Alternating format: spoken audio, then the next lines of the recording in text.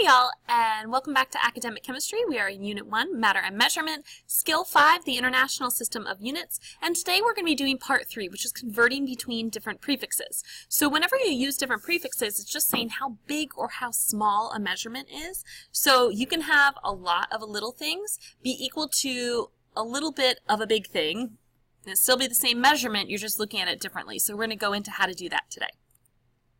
So you should have this in your notes, which I introduced last time. So this is just a number line to go over the different prefixes. We've got the smallest ones over here and the biggest ones over here that we care about in the scope of this class. So we're going to do these conversions through a method called dimensional analysis. So dimensional analysis is converting between units that keeps the value the same but changes the units through ratios. And the ratios we're going to use are fractions. And what I mean by keeps it the same is we're technically going to be multiplying by 1 every time, even though it's not going to actually look like 1. So just a refresher on fractions. If I have the fraction 4 over 4, same thing top and bottom, it's technically equal to 1, right? So if I had 5,284,000,000 and I multiplied it by 4 over 4, it's still 5 billion, whatever I said that number. It doesn't change at all. If I multiply it by 1, it's the exact same number you have to start with. All right, so first we're going to use dimensional analysis to solve a problem that you guys can all do in your head, and so we prove that it works, and then I'm going to go back to the metric system and show you a new way of using it. So here's the problem. How many eggs do you have if you have 1.5 dozen? All right.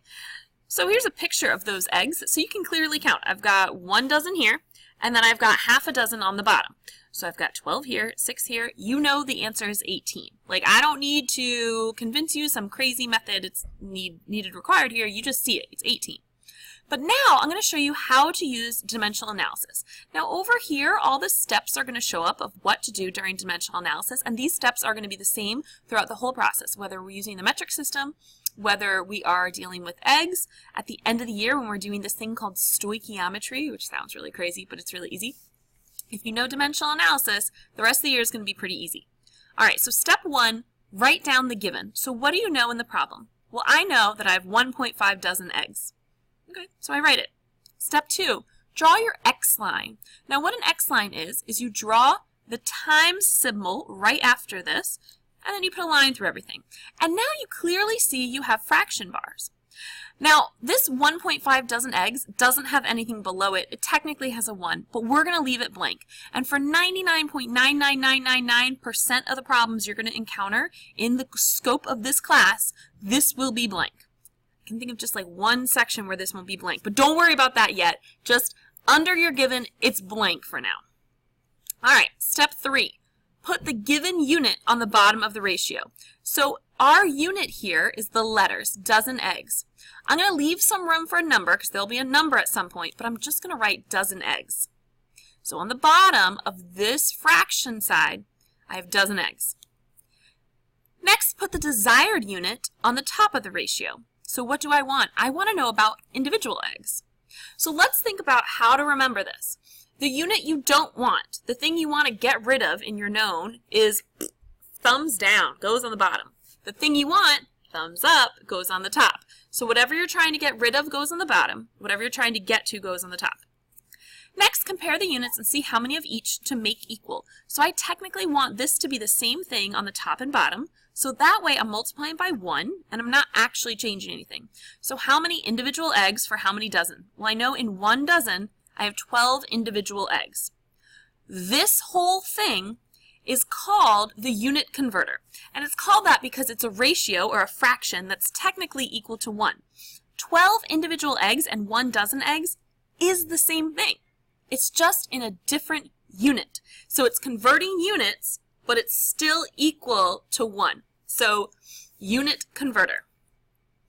Next step, we're going to cancel out units that are same on top and bottom. So this is just units, lettered part. So I have dozen eggs on top, dozen eggs on the bottom, so I get to scratch through dozen eggs. Notice I did not cancel out any of my numbers, just the dozen eggs words, because I have them on top and bottom.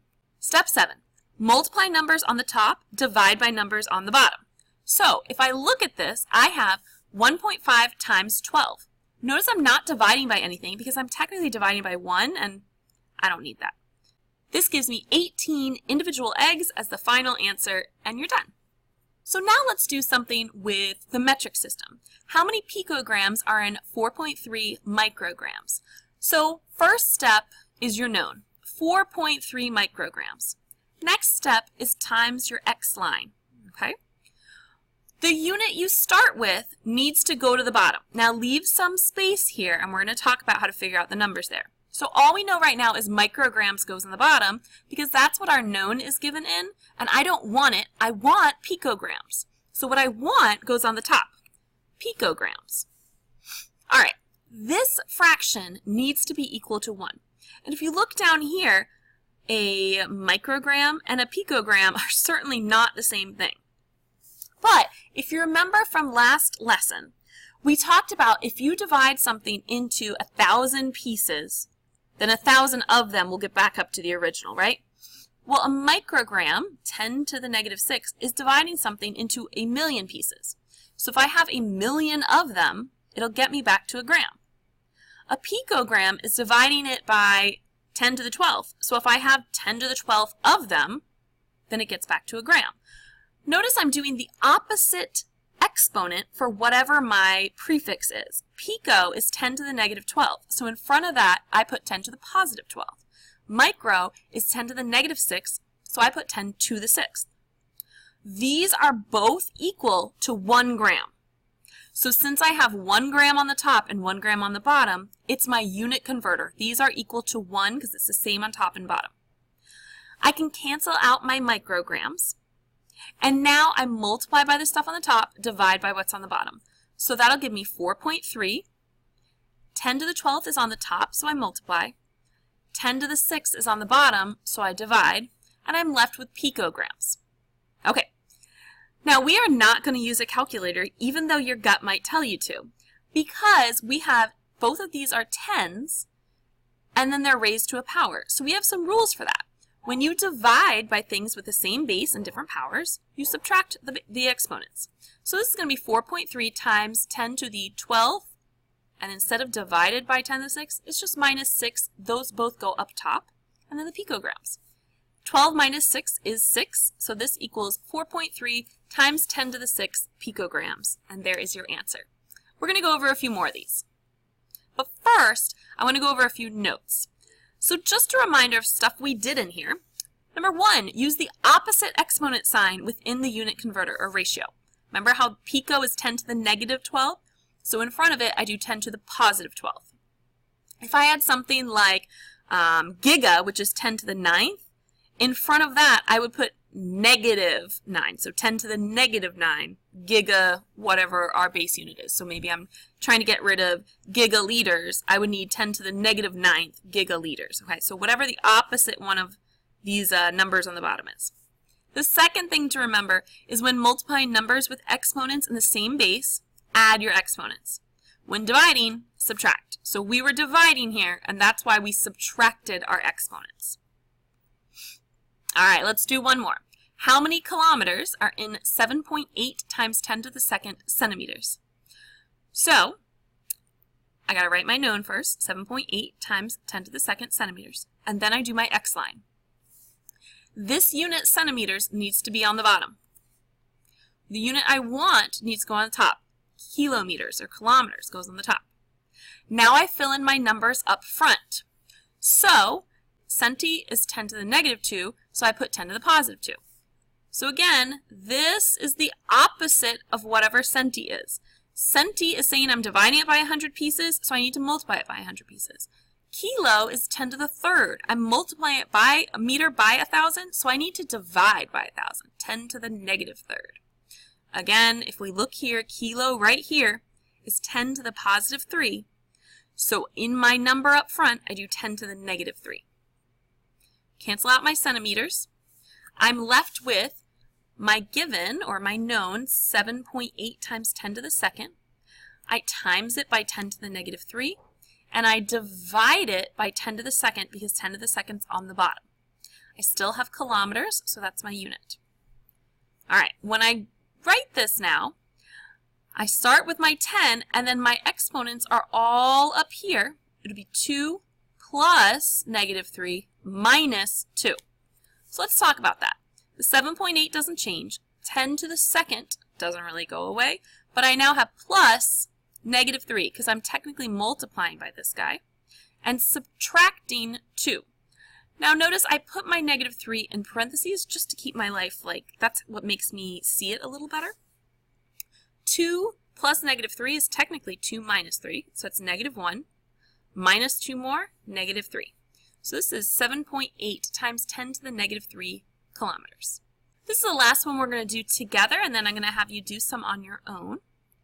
How many liters are in 4.01 times 10 to the -5 megaliters? All right, so here we have our given, 4.01 times 10 to the -5 megaliters. Draw my X line. Unit you're given goes to the bottom. Unit you want goes to the top, liters. Now the whole point of this is to have top and bottom equal to a unit with no prefix. So the bottom, mega means 10 to the 6th. So the number I have to put in front of it is 10 to the -6th to cancel that out. Up top, I have liters already. I don't need anything, so I just have one of them. And this is technically 1 liter over 1 liter. This is our unit converter, same thing top and bottom. Now we cancel out megaliters and rewrite what we have left. So I have my 4.01 times 10 to the -5 left. I'm timesing it by 1. I'm dividing it by 10 to the -6. So this times 1 can go away because I don't really care about timesing by 1. So I have 4.01 times 10 to the -5 divided by 10 to the -6, which is the same as raising my 10 to a -5 and subtracting a -6. Now if you think back to subtracting negatives, you know that's like adding. So this essentially is -5 plus 6. So this is going to be 4.01 times 10 to the 1st liters. All right. Here now are some problems that I want you to do on your own. So there's 3 problems. You are going to pause the video, solve the problems, and then come back. If you get any of them wrong, then you need to come see me either during class or enrichment, or send me an email, and we will work through what happened. So here are the 3 problems. Pause the video.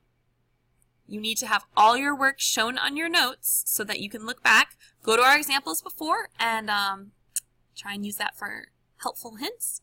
And then we'll talk to you in a second. Okay, pause the video. Here are your answers.